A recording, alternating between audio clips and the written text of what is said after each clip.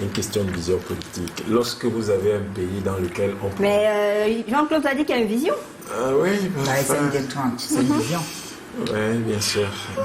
Bien sûr, c'en est une. Et allez-y. Tout peut être vision, vous savez.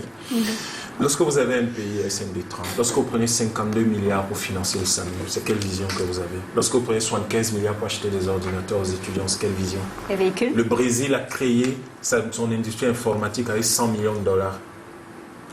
Vous prenez plus de 100 millions de dollars, vous achetez ça sur quelqu'un d'autre. Vous avez 52 milliards, vous dites que vous allez payer, vous allez financer le SAMU, acheter des ambulances, des choses comme ça. Avec 52 milliards, on crée une industrie automobile, monsieur. Et cette industrie automobile fabrique les ambulances dont vous avez besoin. C'est une grosse différence de vision quand même. Donc je pense que, et c'est cette différence de vision qui fait que vous collectez 2000 milliards d'impôts et le pays tout entier pendant des mois est dans l'autoglorification. On a fait des choses extraordinaires. Monsieur, vous avez un PIB qui approche les 50 milliards de dollars. Ce que vos impôts devraient collecter, c'est au moins 4500 milliards. Vous êtes là, vous collectez même pas la moitié, vous êtes là dans l'autoglorification. On parle même de quoi? On parle des chiffres du premier trimestre. Hein. Oh, mais écoutez, monsieur, je suis en train de faire... L'année n'est pas encore finie. Je vous parle de choses que vous pouvez vérifier dans les statistiques du pays. Donc, on a fait 2000 milliards apparemment l'année dernière. On aurait dû collecter 4500 milliards. Et on en collecte moins de la moitié et on est content. La planète tout entière doit être au courant. Vous avez le prix du pétrole sur lequel on parle là. Oh, il aurait dû être de 1100. Oh, il aurait la subvention. Monsieur, je vous rappelle que c'est depuis 1984 qu'on aurait dû changer le craqueur de la Sonara. Vous le saviez? Il le sait puisqu'il est du régime en place. Il ne le sait pas. Il n'y a qu'à voir son regard, il ne le sait pas. C'est depuis 1984. Ça veut dire qu'on traîne depuis 40 ans un problème qui aurait pu régler le prix du carburant. Mais on est là, on fait comme si il y a une subvention. Pour réhabiliter la Sonara, il faut 1000 milliards, vous en prenez 700, vous les mettez dans la subvention. Mais quels sont ces choix économiques-là? C'est quoi ces choix économiques? Je peux régler un problème de fond en investissant 1000 milliards, mais je préfère prendre 700 chaque année et je les distribue à quelques copains qui vont importer du carburant et je dis que j'ai géré le pays. C'est quoi cette histoire?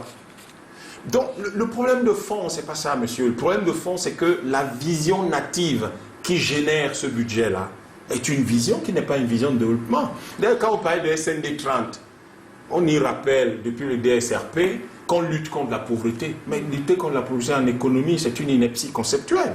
On ne lutte pas contre la pauvreté, on développe le pays. Si vous développez le pays, on ne parle plus de pauvreté. Donc, vous pouvez commencer à lutter contre la pauvreté. C'est quoi? C'est une bagarre entre deux copains.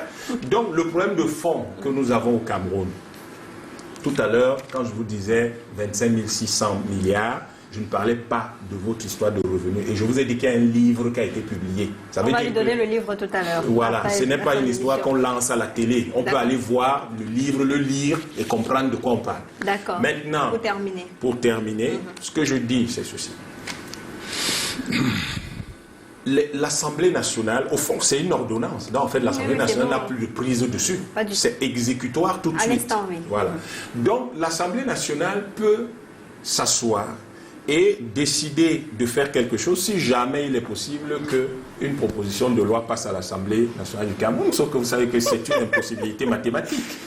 Donc, nous sommes dans une situation où, en réalité, il faudrait... Le tout n'est pas simplement, comme certains le disent, on va changer. Là, vous avez le SDF qui pense qu'il peut gérer le pays autrement, et il le disait à l'entame. Mais en attendant 2025, il faut que le gouvernement écoute le public, qu'il écoute le peuple. Le peuple est là aussi pour faire des propositions. Parce que nous sommes dans un pays où quelqu'un va vous dire oui, mais il va y avoir des débats sur l'intervention de l'État. Monsieur, c'est la Chine, c'est l'État chinois qui investit dans l'économie chinoise. Peut-être qu'un jour, vous nous organisez un sujet là-dessus. C'est l'État russe qui a relevé la Russie en 20 ans. C'est l'État brésilien qui construit le Brésil. C'est l'État indonésien qui construit l'économie indonésienne. Les dragons de l'Asie Sud-Est, c'est l'État. Donc, dernière phrase. Il faut comprendre une chose. Lorsque vous êtes dans une perspective néocoloniale où on pense que l'État n'est pas là pour produire de l'argent, où on a des sociétés d'État qui attendent des subventions, alors que ces sociétés d'État devaient apporter de l'argent à l'État pour que l'État paye mieux les fonctionnaires et que l'État fasse fonctionner un service de SAMU. il y a un problème. Vous comprenez qu'on a à la fois un problème de vision, un problème d'architecture de l'État, un problème de fonctionnement de l'État, un problème de gestion des opérations au niveau de l'État, et il faut organiser, il faut revoir tout ça. Ce que nous autres, nous faisons, c'est de faire des propositions au gouvernement à travers des livres et des productions scientifiques. On pourra vous appeler, pourquoi